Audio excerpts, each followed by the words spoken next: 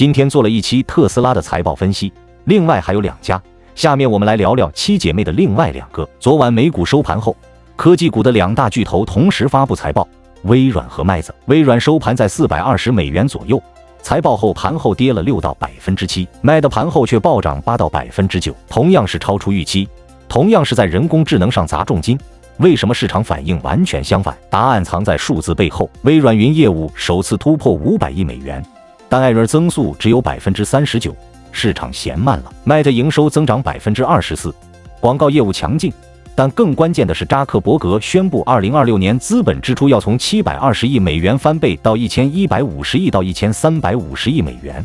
all in 个人超级智能，这2家的选择代表了科技巨头面对人工智能时代的2种路径，一个是稳扎稳打，一个是激进压注。建议先点赞收藏，今天这期信息量同样很炸。我是傻狗，我们直接开始。第一部分，微软云业务里程碑背后的增长焦虑。先看微软财政2026年第2财季，对应日历2025年第4季度，总营收813亿美元，同比增长17%，非通用会计准则每股收益4.14美元，增长24%，都超出预期。但市场为什么跌？因为结构出问题了。微软云业务营收515亿美元，首次突破500亿大关，增长26%，占总营收超过63%。智能云部门，也就是艾尔为主的业务，营收329亿美元，增长29%，艾尔及其他云服务增长39%。听起来很好，但问题是上个季度艾尔的增速更高，市场预期也更高，39%在人工智能的风口上已经算是放缓了，而且这个增速是在恒定汇率下计算的，实际美元计价可能更低。更关键的是毛利率，云业务毛利率略有下降，大概65%左右。主要原因是人工智能基础设施投资虽然被运营效率提升抵消了一部分，但趋势是明确的。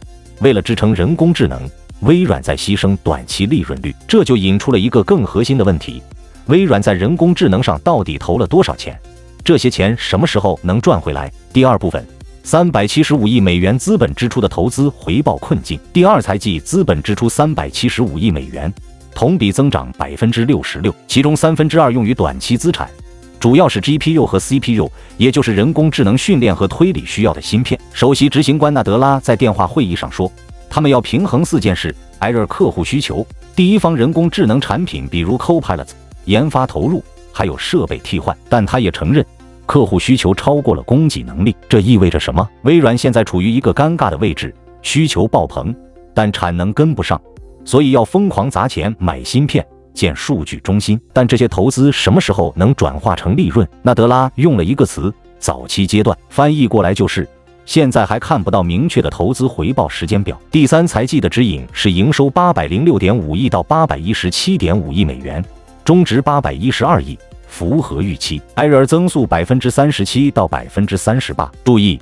指引的增速比第2财季的39%还要低，这是个明确的减速信号。而且纳德拉说，他现在大部分时间都在搞人工智能，但微软没有像特斯拉那样提出要建自己的晶圆厂，他们还是依赖外部供应商，主要是英伟达和 AMD 的芯片，这是个潜在的瓶颈。华尔街担心的是，微软在人工智能上烧了这么多钱，但变现路径还不清晰。Copilot 等产品已经嵌入 Microsoft 365、GitHub， 但具体贡献了多少营收，微软没有单独披露，这让投资者没法准确评估投资回报率。说完投资，再看看微软的其他业务板块，这里有个有意思的对比。第3部分，从企业软件到人工智能基础设施的转型，生产力和业务流程部门包括 Microsoft 365、Dynamics、LinkedIn， 营收341亿美元，增长16%。Microsoft 365商业云增长17%，Dynamics 365增长19%。这块业务稳定，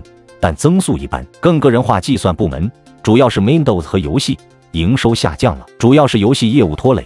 虽然搜索和 Windows OEM 部分有所抵消，这个结构说明什么？微软的传统业务 PC、游戏、企业软件增长乏力，甚至在下滑。真正的增长引擎是云和人工智能。纳德拉说得很明确，人工智能是新的增长引擎，这跟特斯拉从卖车到卖人工智能和能源的逻辑一模一样，都是在进行战略转型。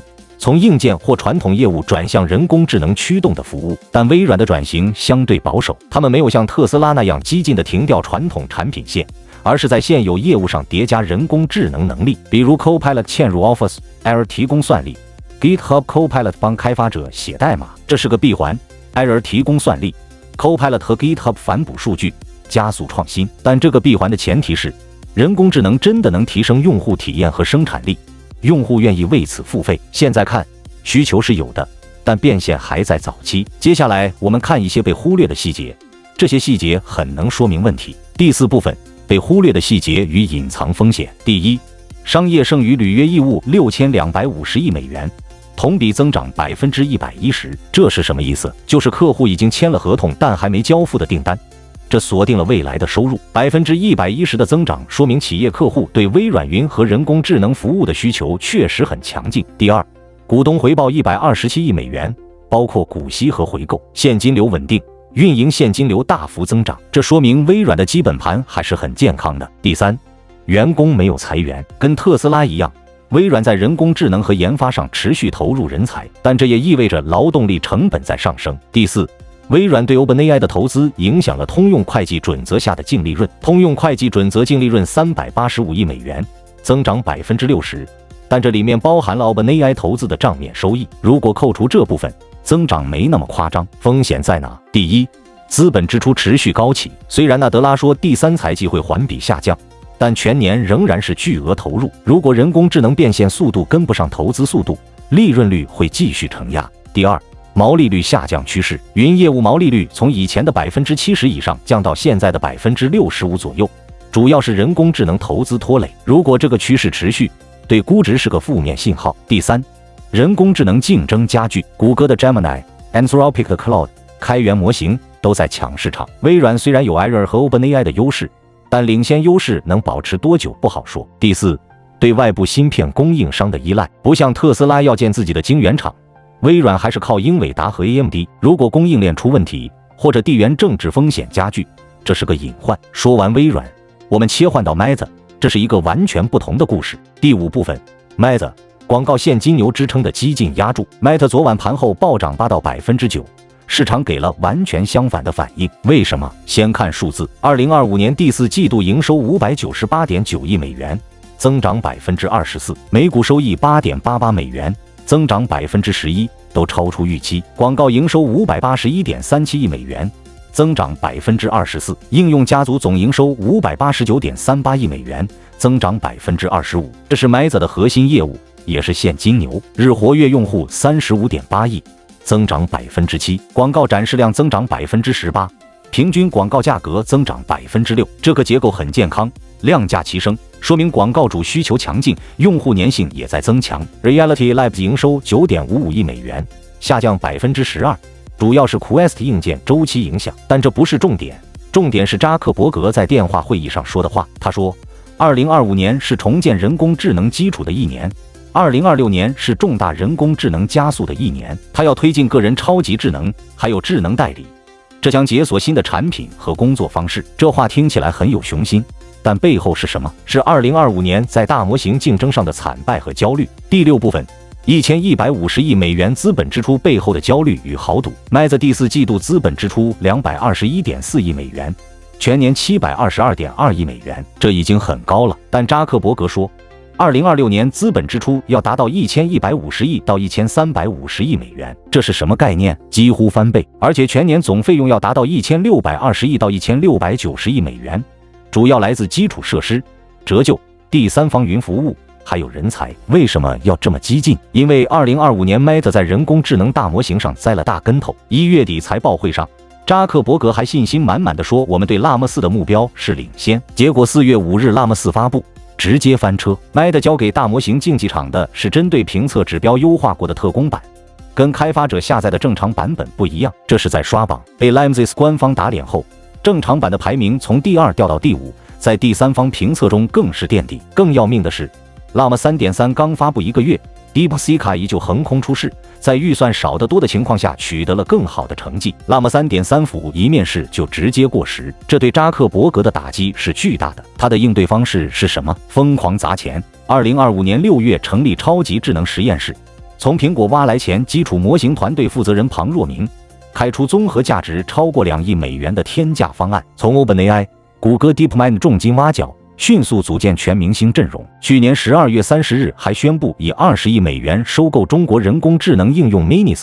这是 Meta 成立以来第3大收购案，但 Minis 收购现在出问题了。1月8日，中国商务部宣布要对这笔交易开展评估调查，审查其与出口管制、技术进出口等法律法规的一致性。因为 Minis 核心技术是在中国开发的，总部虽然搬到了新加坡，但技术转移可能构成违规，交易前景不明朗。一边是上亿美元的年薪挖人，一边是20亿美元的收购受阻。一边是2025年10月底人工智能部门裁员600个职位，这种割裂的行为背后是对失败的恐惧，是对被中国开源模型追赶的压力。扎克伯格说，2026年大部分时间他们会处于算力受限状态，这意味着他们现在的瓶颈是算力不够，所以要疯狂投资打破这个循环。这是个鸡生蛋的问题，没有足够的算力就训练不出更好的模型，训练不出更好的模型就没法推出新产品，没法推出新产品就没法验证投资回报。扎克伯格选择了激进的路线，先把算力建起来再说。这跟特斯拉建超级晶圆厂的逻辑很像，不是简单扩张，是防御加垂直整合。Meta 要建自己的数据中心，可能还会涉及芯片设计和人才储备，目标是不被算力卡住脖子。市场为什么买账？因为 Meta 的基本盘够强，广告业务现金流稳定，第一季度营收指引535亿到565亿美元，超出分析师预期。而且扎克伯格说 Reality Labs 的亏损在2026年达到峰值后会下降，这是个积极信号，但风险同样明显。第7部分 Meta 的隐藏风险与中国开源模型威胁。第一，利润率压力。运营收入247.45亿美元，增长只有 6%， 运营利润率 41%， 去年同期是 48%， 费用增长 40%，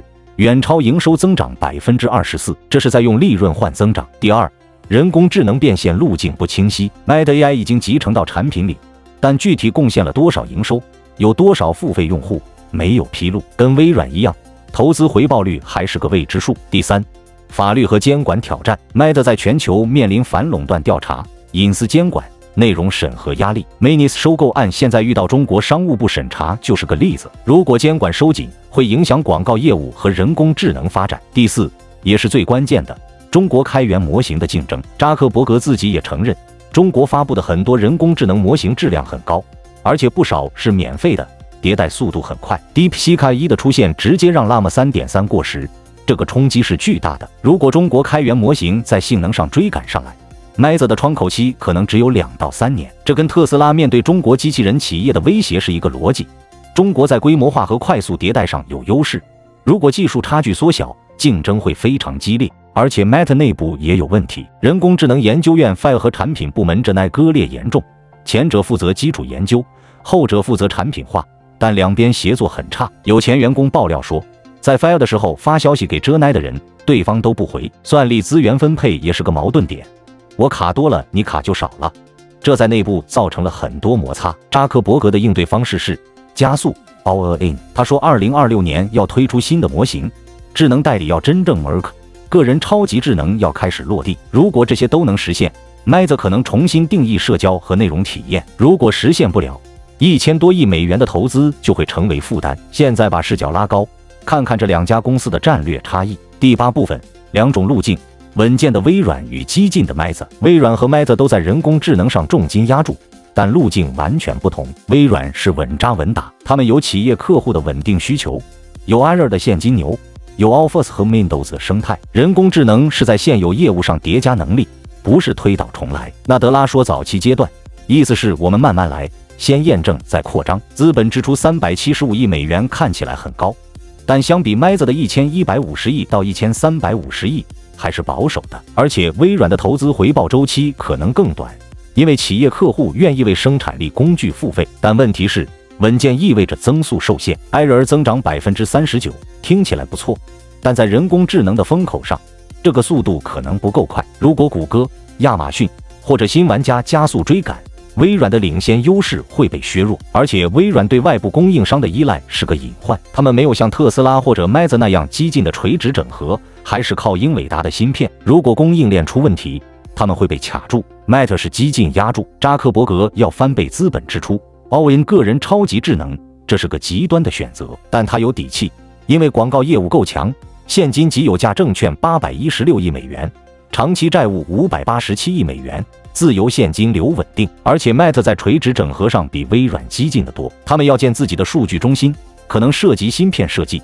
要把整个人工智能战都掌握在手里，这是在对冲算力风险，但激进意味着高风险。Llama 4已经翻车了 ，Manis 收购受阻，内部 Fire 和 Gemini 协作不畅，员工士气也受影响。如果个人超级智能的概念没有打动用户，如果智能代理做不出杀手级应用，如果监管收紧或者竞争加剧，1000多亿美元的投资可能打水漂。市场用盘后暴涨8到9%给了初步认可。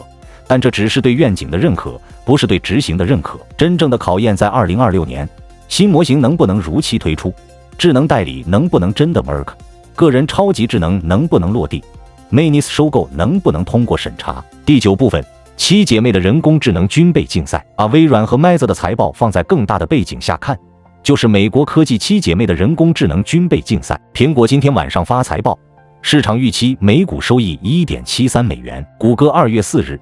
亚马逊2月5日左右，英伟达2月25日，这些公司都在人工智能上投入巨资，都在争夺下一个时代的主导权。微软的优势是企业客户和云基础设施 ，Meta 的优势是社交网络和用户数据，谷歌的优势是搜索和开源模型，亚马逊的优势是电商和 AWS， 英伟达的优势是芯片，苹果的优势是硬件生态和用户粘性。但他们都面临同样的问题：人工智能投资巨大。变现路径不清晰，竞争激烈，窗口期短，而且更重要的是，中国的人工智能公司在快速追赶，开源模型质量越来越高，应用落地速度越来越快，成本越来越低。DeepSeek 1、千问、Kimi 这些模型在某些指标上已经不输美国顶尖模型。如果美国科技巨头的领先优势被追上，估值就会面临重大调整。这就是为什么微软和 Meta 都选择了激进投资，不是因为现在赚钱多轻松，而是因为如果不投，未来可能就没机会了。最后说一个更高维度的思考，微软和 Meta 的财报本质上是两种战略哲学的体现。微软是渐进式创新，在现有优势上叠加新能力， Meta 是颠覆式创新，要重新定义产品和体验。微软的路径风险更低，但天花板也更明显， Meta 的路径风险更高。